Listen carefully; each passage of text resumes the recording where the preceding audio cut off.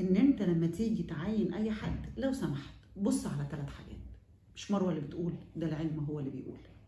قيم الشخص اللي عندك على knowledge skills attitude، معرفه، مهارات، والاتيتيود بتاعته، الصفات بتاعته، السمات بتاعته، هو شخصيته عامله ازاي.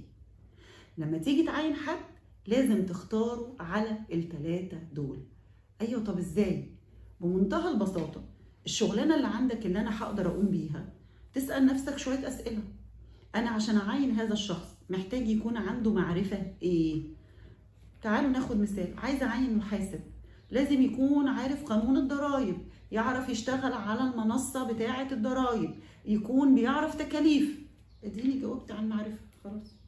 طيب عايز يكون عنده مهارات ايه؟ لا انا عايزه يكون بيعرف